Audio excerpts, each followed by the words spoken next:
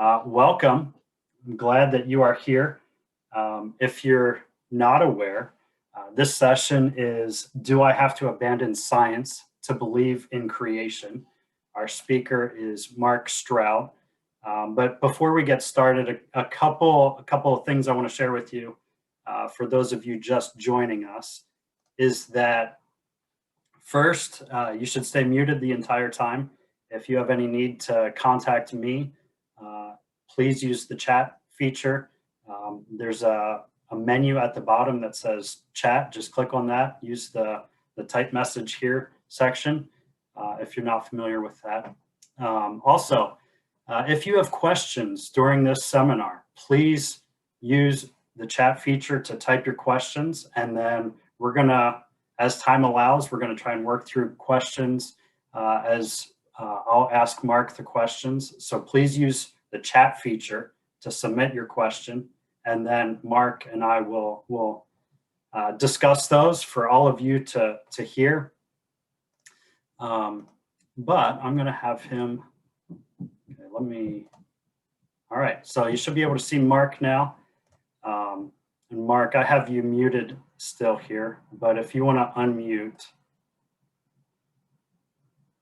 Okay, so few more people joining here.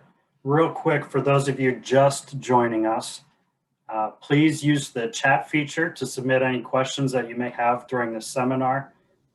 And then at the conclusion of this seminar, we're gonna have a Q&A time as well. So as time allows, we'll work through some of those questions.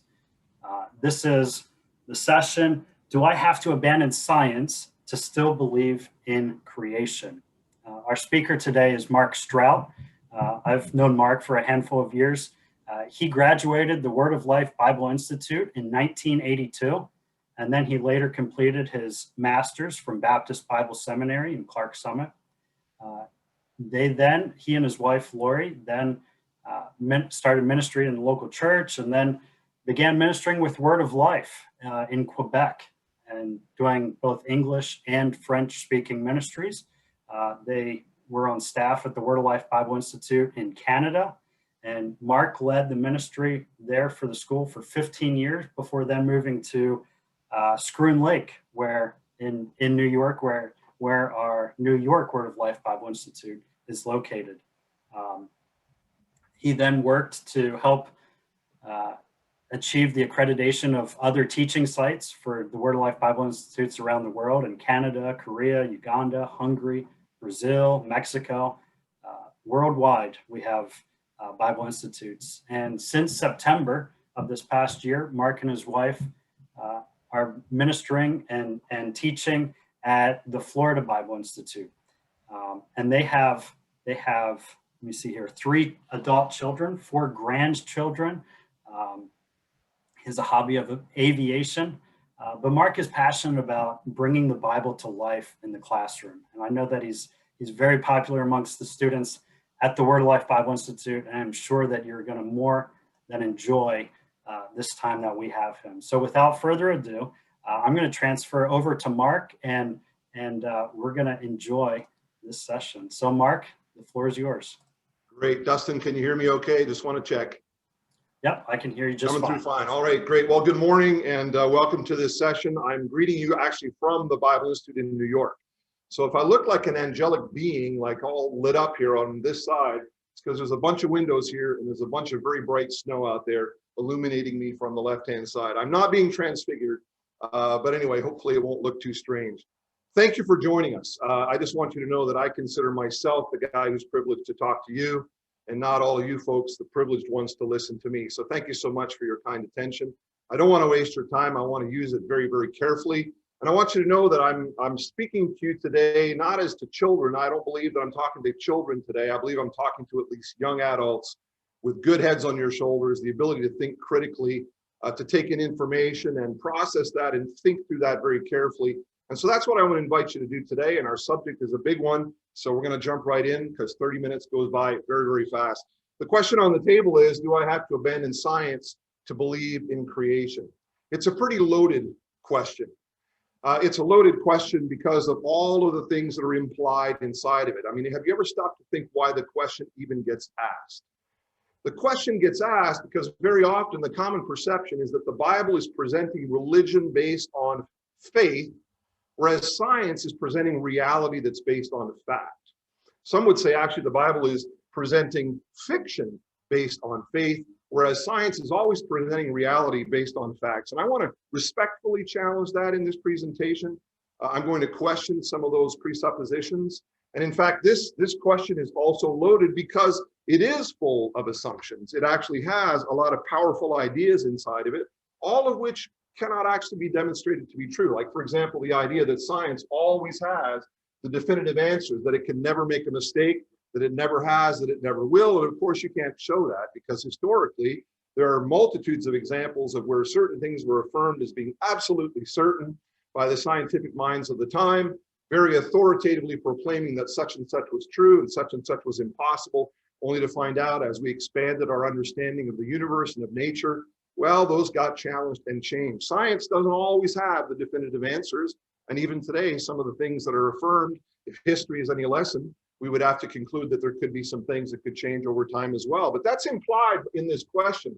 Also, what's implied in the question is that evolution has been factually proven, whereas the existence of God and supernatural creation never have been. Actually, it's rarely acknowledged, friends, that the Big Bang Theory is still very highly controversial. You hear the word theory, most of the time it's no longer referred to as a theory, but there are even many secular scientists today that remain unconvinced. And there are many, many people who, the elephant in the room that often doesn't get dealt with is how in the world can intelligence arise out of non-intelligence? And we'll come back to some of these things. Here's another thing that's implied by the question, and that is that scientists are totally unbiased. They come to everything with a neutral view. They're ready to happily discover the facts and embrace truth, whereas Bible believers are hopelessly biased and they ignore facts. Well, fact of the matter is that it's possible as a Bible believer to ignore facts, and it has happened. It's possible to be biased as a Bible believer, and it has happened. But it's also possible to be biased and to ignore facts as a scientist. And time, is not on our side to be able to present all kinds of examples of where scientific information over the years has sometimes been falsified or in some fashion twisted in order to fit a certain agenda. That has also happened on the Bible side of things. But maybe more concerning is how very often the observations that are made and things that come out, the data that comes out, is often interpreted through the lens of evolutionary theory, and then they're judged to be right or wrong based on whether or not they support that theory. Supposedly unbiased, but it begs the question. For example, all the way back in 2005, when they found a femur bone of a T-Rex, inside of which there was still some fresh blood and fresh blood vessels and fresh blood tissues. It was very interesting to watch the reaction of the scientific community back at that time. I mean, this kind of evidence would argue more for a relatively recent death of that animal, which would be in alignment with what the Bible would be teaching. But notice one of the articles that came back in the day, the LA Times in March of 2005, it acknowledged that the vessels were so elastic that when one was stretched out and released, it snapped back like a rubber band. But the amazing thing was, rather than saying, wow, this could be evidence of the animal dying fairly recently, no, we immediately go to the statement that it was preserved almost unaltered inside a bone since the dinosaur died 70 million years ago. Under current theories, organic molecules should not last more than 100,000 years. Biased, unbiased, open, closed? The possibility of recent death is not even considered because the dinosaur died 70 million years ago. Or a more recent example of 259 small fish fossilized in stone, clearly swimming together when they were fossilized, a beautiful example of rapid burial, which is what we would expect from a Genesis worldview. But rather than say, wow, look at that's strong evidence for rapid burial, notice the reaction in a New York Times article in May of 2019. Boy, that's an interesting specimen, said a certain scientist.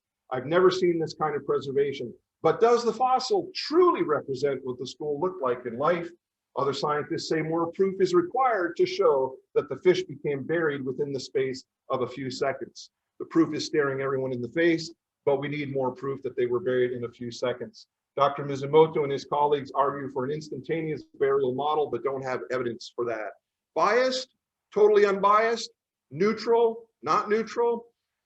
I would allow you to take a look at that yourself and consider. How about the fact that there are literally hundreds of physical processes that set limits on the age of the world? A little shout out to Answers in Genesis here, who provided this slide. It's very interesting that 90%, more than 90% of these processes give an age far less than billions of years. But this is not readily acknowledged in the literature today. Biased, unbiased, neutral, not neutral. Another thing that's implied in the question is that belief in creation requires faith, but belief in evolution does not. And I hope by the time I'm done, I'll be able to show that actually both systems require a type of faith. Friends, it's a loaded question. Do we have to abandon science to believe in creation? My answer today would be no, not at all. The two ultimately fit perfectly together. But to see how, we need to consider a number of issues. And in 30 minutes, we have time for 3 big ones, no more. And each of these issues begs some questions. The first issue is the issue of mindset, open or closed. Mindset, open or closed. You see, if you were to ask most people, are you an open-minded person? Most people would respond, absolutely, I'm a very open-minded person. If you were to ask them, are Bible believers open-minded people? Many people would respond, no, they're very closed-minded, they're very narrow, they're very ignorant, in fact, some would claim. There are some scientists who deny the Bible who would definitely say that Bible believers are closed-minded. But respectfully, I would beg to differ, because the exact opposite is really true. Let me talk for a moment about how we know what we know. Where do knowledge and understanding come from? What are the sources of knowledge, the sources that we can go to find out information? Most people would mention at least 2. One would be human experience through observation, experimentation, and discovery, and the other one would be human reason, logic, calculation, deduction. And these are fantastic sources of knowledge, fantastic sources of information, fantastic places to go to gain knowledge and understanding. And they, in fact, provide the basis of the scientific approach to understanding the world and how we got here. Science is the systematic study of the structure and behavior of the physical and natural world through observation, through experimentation.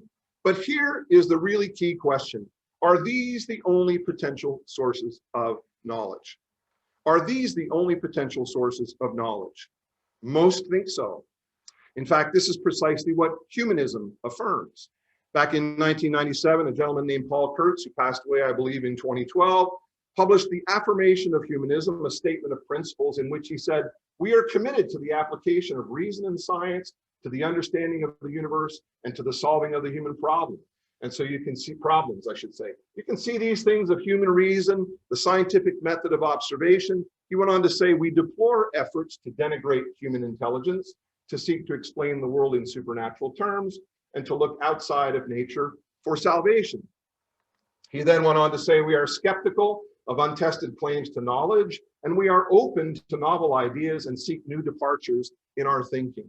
You know what's interesting about that statement is that the third line right here is a very open-minded statement. It's essentially proclaiming the fact that we're very open-minded to novel ideas and we seek new departures in our thinking. It's an open-minded statement.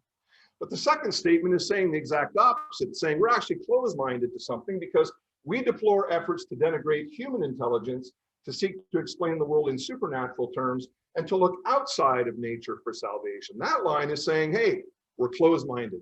We're very open-minded as long as the knowledge doesn't come from outside the box of nature. We're very open-minded as long as it doesn't go beyond the pale of human intelligence and our ability to access it with the human mind. That's precisely what humanism affirms. Is that open-minded or is that closed-minded? Bible-believing Christians are more, in fact, open-minded because we believe in a third source of knowledge and understanding that's coming from outside the box of nature and that's provided by God himself, a transcendent, intelligent, moral being who created the universe and all of us that are in here. And so we believe in divine revelation, information coming from outside of nature. Mindset, open-minded or closed-minded? Let's think about the scientific method itself and ask the question, sufficient or insufficient? And what I mean by that is, can the scientific method access all truth? Respectfully, closed-minded people would say, absolutely, the scientific method is sufficient to access all available truth that exists anywhere in any realm. More open-minded people would say, science is absolutely essential. Science is fantastic. as long as you're dealing with exploring the natural world. But open-minded Bible believers would say that there are many, many things that science cannot access. And friends, there are indeed many things that can't be proven, nor for that matter, disproven by science. Why is that? Because not everything can be measured or observed by science. For example, science can only access the natural world. Why is that? It can't examine, test, prove, or disprove what lies outside of the natural world. Why is that? Because the very instruments and the very methodology that is used are all part of the natural world, and they're highly suited to exploring the natural world.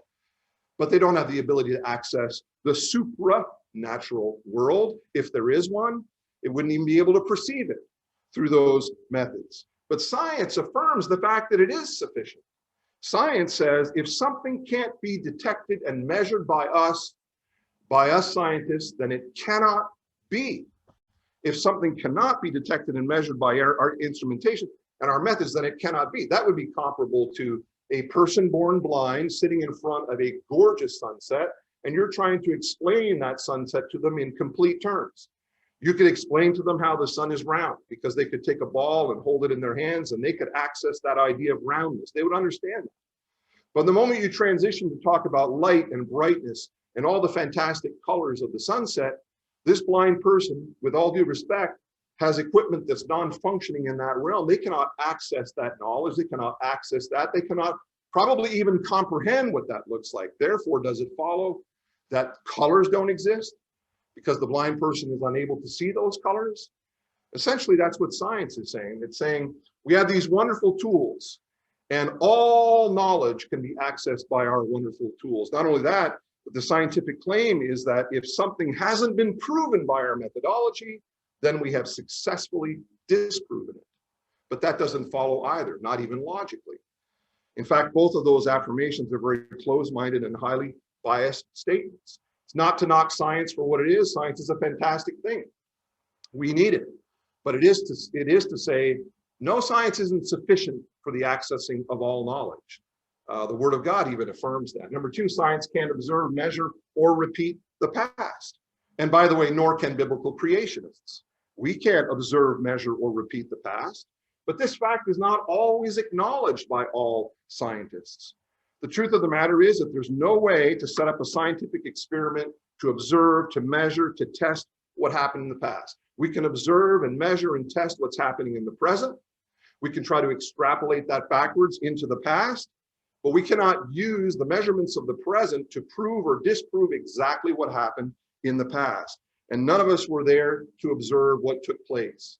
And so it's very logical and very sensible to go at it in some other ways. For example, examining ancient artifacts, examining ancient writings that claim to be giving us information of how things happened. It's totally rational to consider ancient writings about origins. And that is in effect what you're doing when you're reading the Bible. You are reading an ancient account about origins that claims to have been inspired by a transcendent God. And when you read the Bible's account, what you're going to discover, you can take it or you can leave it, but what you're going to discover is a very consistent, very coherent explanation of origins that connects powerfully with the reality that we see on the ground today. I often say to students as I'm teaching Genesis 1 to 11 on different campuses that you can take the Genesis account and you can leave the Genesis account, but you will not be able to say that it doesn't present a highly consistent, highly coherent, highly connected worldview about how the world came to be and how the human experience came to be what it is. More on that just a little bit later. So the scientific method, is it sufficient or is it insufficient? There are those who would say that it is sufficient to access all truth. And more open-minded people would say, no, science has its limits. And there is that third source of knowledge that gives us information from outside the box. Well, this leads us to the final thing that I want to just say a few words about, and that's the issue of worldview. And I would raise the question, consistent or inconsistent? What is a worldview? A worldview is a set of beliefs that define how we view and interpret reality. Have you ever thought about how it is that two people can look at the exact same set of information, the exact same set of data, and come to vastly different conclusions? One person will look at the layers in the Grand Canyon for example, all of those different deposited layers of sediment there with literally millions of fossilized animals in them, And looking through the lens of the evolutionary worldview, that person will say, wow, look at all that evidence of millions and billions of years of slow deposition and slow fossilization of all of these animals over millions and billions of years. Another scientist will look at those exact same layers in the Grand Canyon with all the fossilized animals, looking at that through the lens of the Genesis worldview, and is going to say, what an amazing evidence of the global flood that's presented to us in the Bible. In fact, if there had been a global flood, such as is presented in Genesis 1-11, that is exactly what we'd expect to find. Multiple layers of deposited sediment sifted out by density, with millions of animals rapidly buried by water in mud very quickly, very rapidly, many times in the process of swimming right along happily when they're suddenly, but that's exactly what we would expect to find. Two different worldviews. Again, a worldview is a set of beliefs that define how we view and interpret reality. Genesis is a worldview, but so is evolution. It's a worldview. And it is based on two big ideas, naturalism and uniformitarianism. What is that all about? The idea that natural laws and slow processes have continued uninterrupted over billions of years, randomly bringing everything into existence. The Genesis worldview is based on different ideas on creationism and catastrophism, namely that a supranatural, beyond nature, a supranatural, intelligent moral being created the natural universe, and the earth later experienced catastrophic destruction by a global flood. Both of these are worldviews based on big ideas. But one of the interesting things that you will note about them is that one allows only for the natural, whereas the other one allows for the natural and the beyond natural, the supranatural. Again, I would ask, which one is a little more open-minded than the other? But let's take a closer look at these worldviews and just notice three things real quick about them. All worldviews begin with presuppositions, and so do these. Both of these worldviews start with presuppositions, assumptions, ideas that are held to be true from the beginning without any supporting evidence. The evolutionary worldview also functions with presuppositions, just like the Genesis worldview functions with presuppositions. Here's an excerpt from a textbook that you'll find in schools, and I quote, "By measuring the rate of expansion of the universe as it is now, astronomers can calculate that the Big Bang was about 12,000 million years ago." Very often the Bible is criticized for having presuppositions, for assuming certain things to be true, but the evolutionary worldview does precisely the same thing. Embedded within that statement are a number of assumptions. For example, one of them is that the rate of expansion of the universe can be precisely measured. Another one is that it has always remained constant. Another one is that the Big Bang even happened, that is just presupposed as part of that worldview. The Bible presupposes things as well. I think we need to be honest about that. The Bible assumes essentially the existence of God as a fact. In fact, the evolutionary worldview and the biblical worldview both have their own versions of in the beginning. The evolutionary worldview would say in the beginning there was a loaded pinpoint. All of the energy and the matter of the entire known universe today was concentrated into that point, and there was a vast explosion and began to expand outward. Well, where did the point come from? Well, that's assumed. That is presupposed. That's an assumed starting condition for that worldview. The Bible also has its version of in the beginning. You'll find it in the very first verse of the Bible, and it reads very simply, "In the beginning, God." It doesn't try to establish the existence of God. It does not try to prove at that moment the existence of God. It doesn't even really describe God at that moment. It just says, "In the beginning, God." It assumes, it presupposes a transcendent God and goes on from there. Not only that, but all worldviews, including these worldviews, must step up to the same challenge. And what is that challenge? That challenge is to provide a rational, consistent explanation of how the universe, the world, and the human experience came to be the way that they are. That's the challenge that any worldview has to step up to. The Genesis worldview has to step up to that challenge. The evolutionary worldview has to step up to that challenge. And friends, there are a lot of big issues out there that need to be explained. For example, how could anything come from nothing? That's never been observed. How could intelligence, is my more preferred way of talking about this, how could intelligence come from non-intelligence? How could there be anything that would arise without any sort of a cause other than just random happenstance? See, that's never been observed. If you were to try to convince somebody that a junkyard will explode and an Airbus A380 aircraft will emerge from the debris, you'd be considered basically nonsensical, to put it kindly. How can you explain intelligence arising out of non-intelligence? How can you explain irreducible complexity? How could irreducible complexity form gradually? What do we mean by that? Well, how could hundreds of complex systems like sight and hearing and digestion and reproduction and even the brain itself, how could these things have formed gradually, little bits at a time? Since these are all made up of hundreds and even thousands of individual components that would all have to be present and all functioning together all at once to work properly. Up until that point would have been reached, it would have been useless junk. It would have been useless equipment. Half an eyeball is no sort of helper in terms of the selection process of evolution, supposedly. Here's a person with half an eyeball. It makes them more suited, more survival of the fittest to be able to move on. So the next piece of eyeball could gradually evolve over time. No, an eyeball is either fully there and functioning, or it's a useless piece of junk. Until that point was reached, evolution would select against such useless equipment because it wouldn't have any value in enhancing survival. How and why are there two genders? This actually doesn't really make sense in an evolutionary worldview, because as complex as the whole system would have to be, and frankly is, you would expect that it would code, it would select out for the bare minimum. But no, now you have to deal with two distinct genders, very many similarities between male and female, but some really essential differences, both of which must function perfectly together at all points along that journey in order to ensure the propagation of the species. Any worldview worth its salt has to deal with that issue. Where did they come from? Why does pleasure exist in all its form? Think of the complexity of the taste mechanism, color perception mechanism, the smell mechanism, the whole sexual function, not just the biological aspect of it, but even the pleasure component of that. Why would these even arise in a random system? Because again, what is it about any of these forms of pleasure that would make a half type of animal better than another type of half animal? You get my point. I'm saying it very simply here. And then cause this one to supersede the other because they're able to smell a little better than the other, or they're able to taste a little better, or they can perceive color, or they can enjoy something a little bit better than another. It begs the question, where does pleasure come from? The Bible gives an explanation for that. Why do we find billions of fossilized animals and plants rapidly buried in rock layers laid down by water all over the earth? The frank truth that very rarely gets acknowledged is that fossilization is extremely rare. Most animals, when they die, they're consumed by other animals or they rot on the surface.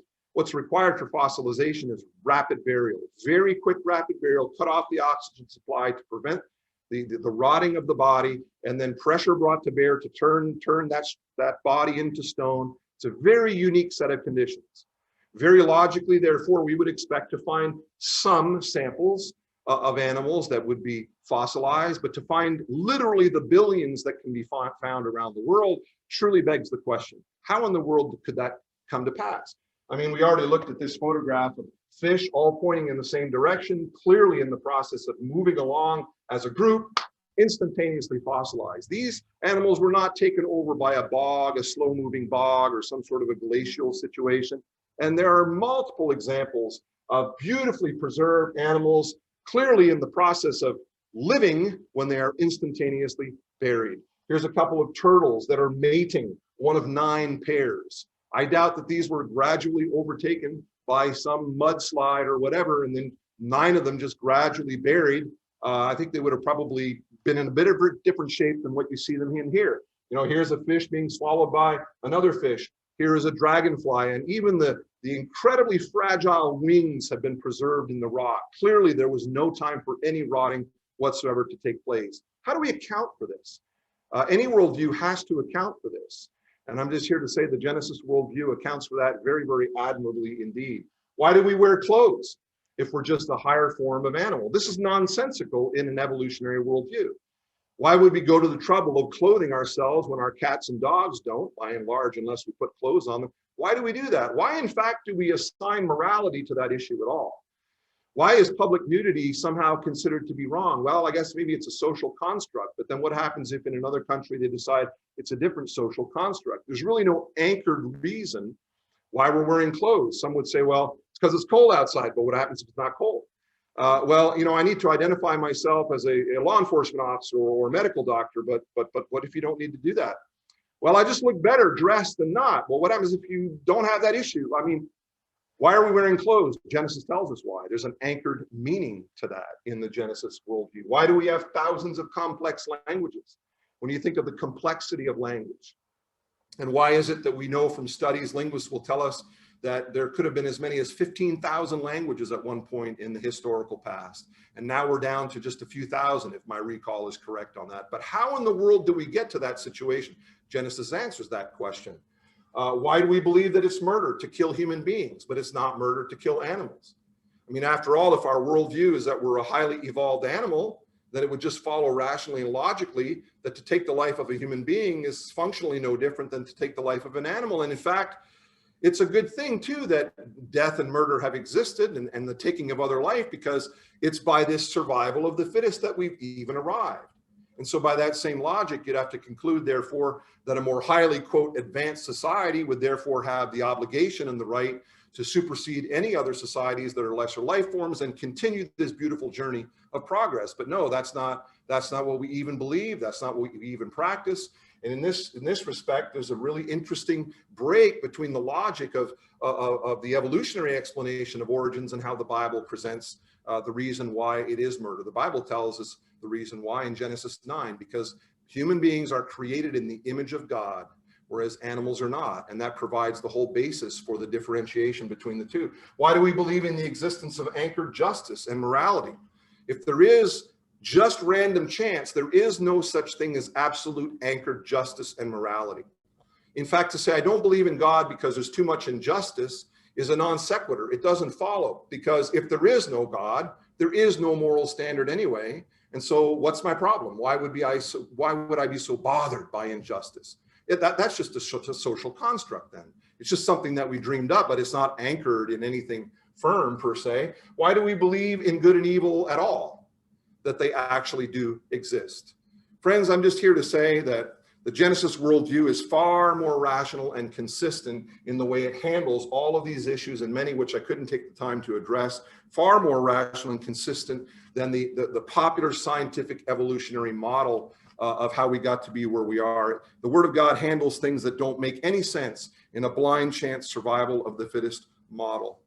The Bible's explanation of how we got here and why things are the way they are is highly, highly consistent, coherent, and very well connected with, again, the reality that we see on the ground today. And the last thing I want to say is that both worldviews require a type of faith. Both worldviews require a type of faith, because both worldviews require that we believe in things that cannot be seen or measured. But I do think there's a difference in the kind of faith. The kind of faith that's required to believe simply that everything arose out of random chance, I would call that an unanchored faith. In other words, it's an unanchored belief in something. It's just what some would call blind belief. I'm just going to go ahead and believe that that's possible. It's not based on any kind of authoritative source. Whereas the kind of faith that is called for to believe the affirmations of the Bible is anchored in historical fact. And that would be the resurrection, the bodily resurrection of Jesus Christ. If Jesus Christ actually walked on this planet and claimed to be God, that would be no different than others who have claimed to be God. But if Jesus Christ, after having claimed to be God, actually went to the cross and literally died and went into that tomb and 3 days later literally came out, that changes everything. Because Jesus Christ would then thereby be showing authoritatively that he was who he claimed to be, that he was beyond the natural. And the fact is that Jesus Christ affirmed very clearly the Genesis account of our origins. And that would anchor this whole thing in an authoritative source coming from outside of nature through the person of Jesus Christ. Do we have to abandon science to believe in creation? Absolutely not. But you will need to expand your thinking beyond the natural world, and you'll have to allow for the supranatural. In other words, you'll have to be more open-minded and less closed-minded. And you'll also have to ignore the extraordinary bias against the Bible and give it serious consideration. The truth is, most people who discount the Bible have never read it. And if they have, they haven't read it with the view to seriously examining its claims at face value. And that's neither intellectually nor ethically credible. And so I ask all of you, have you given careful thought to what the Bible is actually teaching about origins? Not what you may read about what the Bible supposedly teaches through other sources, but have you actually gone there and given careful consideration to what it's actually teaching? Have you embraced the idea that the inability to prove something scientifically means that it has been disproven? I hope not.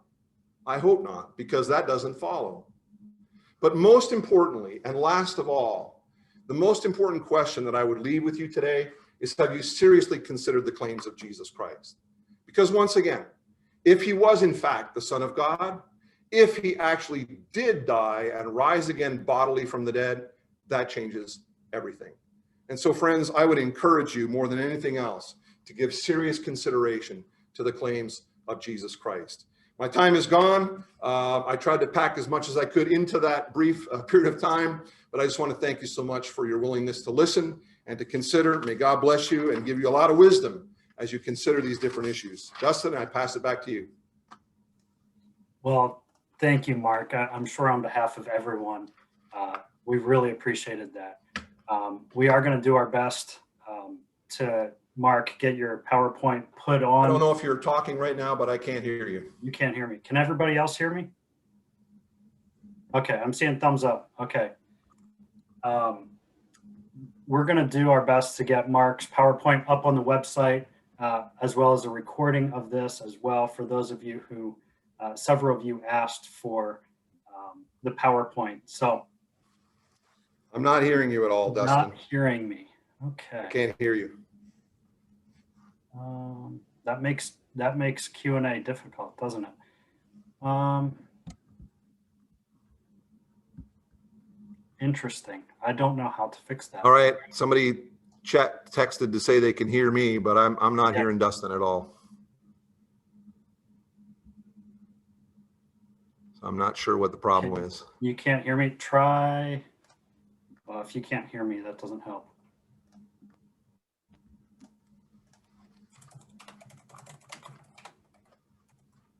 I'm sending Mark a message. Just a second, guys. All right, I just got it on.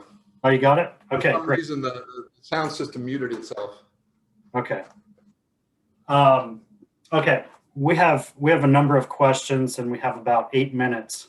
So we're going to do our best to work through these. But the first question that I'd like to ask you, Mark, is if worldviews are so powerful in determining how we view and interpret reality, and if all worldviews are based on certain assumptions, then how can we know which one is correct? So this speaks to an issue that, you know, I thought to myself, I really should give this more time. So I went ahead and stuck a couple of extra slides in case it comes up. I think this quotation here, let me get my PowerPoint working, is helpful with this because it's a very valid question. I don't know why we're having such difficulty here all of a sudden. Just give me a second here. The system just doesn't want to seem to advance. There we go.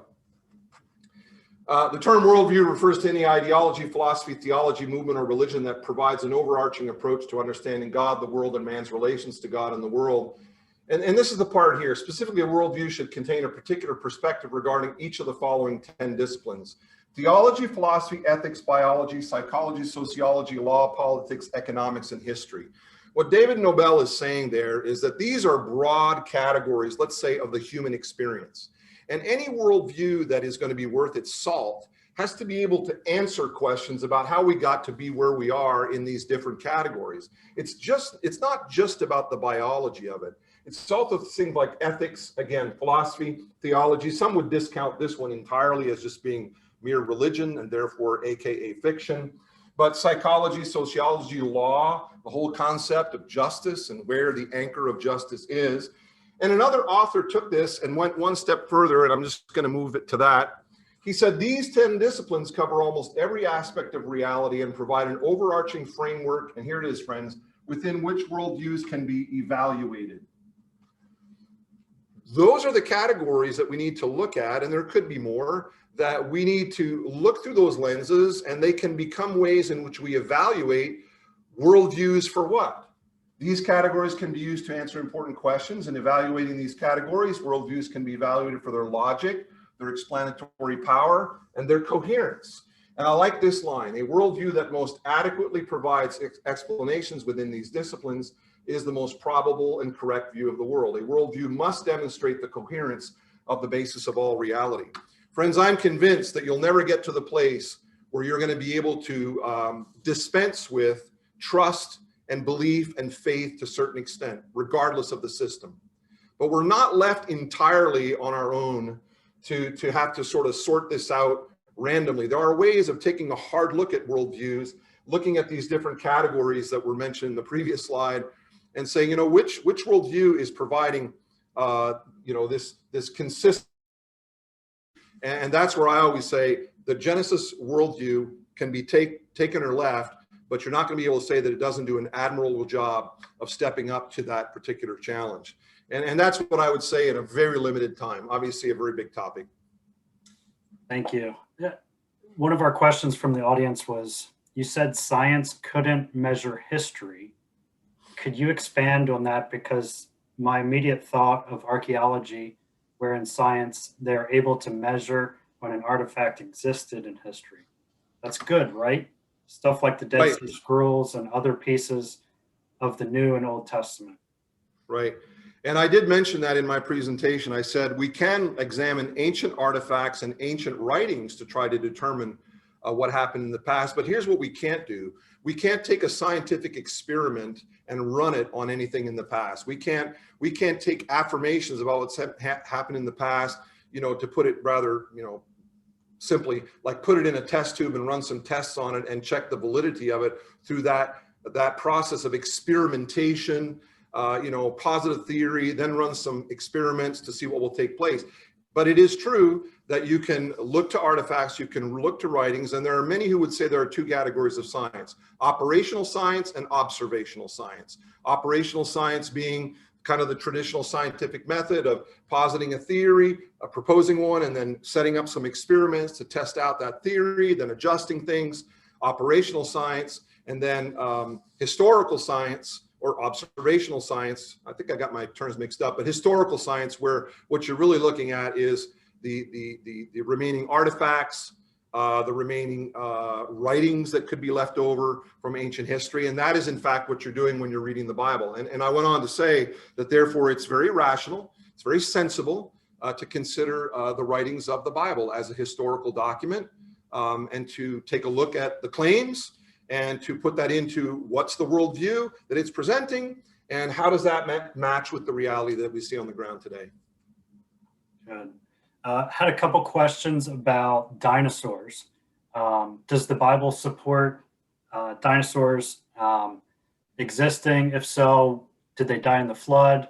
And then also a question along the lines of, speak about sea animals and their survival through the Genesis flood. Yeah, I love this topic, so I'm going to be really hard pressed to keep it short. Absolutely, the Bible supports the existence of dinosaurs. You can tell exactly where they were created by reading Genesis chapter 1, on the day that all land animals were created. And people say, well, dinosaurs aren't mentioned, but cows aren't mentioned, horses aren't mentioned, hippopotamuses aren't mentioned, cats and dogs aren't mentioned. It's just land animals and beasts of the land and so on being created as a broad category. So dinosaurs were created on that particular day of creation. And furthermore, in the book of Job, we have an account of what is probably a dinosaur. Job is a very ancient story. It would have probably predated the time of Abraham. And you can go read about that in the later chapters of Job, where God is responding to Job and saying, hey, have you considered this particular animal? It's the king of all animals. And you read the description of that animal through an unbiased lens, and you would say, that's a description of a dinosaur. It talks about scales. It talks about a tail that's like a cedar tree. Some have said, well, that was an elephant. Well, I don't know if you've seen an elephant's tail, but it doesn't look like a cedar tree. And we would expect there to be something like that in the Bible. So what would have happened to the dinosaurs? I'm not sure why this is considered to be such a far out topic. The fact of the matter is that there are literally hundreds of animal species that have gone extinct over the centuries. That's absolutely nothing new. That's something, in fact, quite normal. In fact, it rather works against evolution because we're seeing a decrease in the number of species as they die out. And that's been happening over centuries of time. And so sure enough, the dinosaurs died out, and there's all kinds of theories as to why and how long ago it was. The picture that I showed you here of those fresh blood, cells, etc., would argue for dinosaurs, perhaps some of them surviving until just a few hundred years ago. And there's a lot of evidence of that I can't get into. My sense of it is that probably coming through the flood, they probably would have faced a world very different. They for sure faced a world that was very different than the world that existed prior to the flood. Some have posited that there could have been differences in the levels of oxygen in the atmosphere, differences in atmospheric pressure even, which would have slowly rendered it more and more difficult for the larger animals to survive.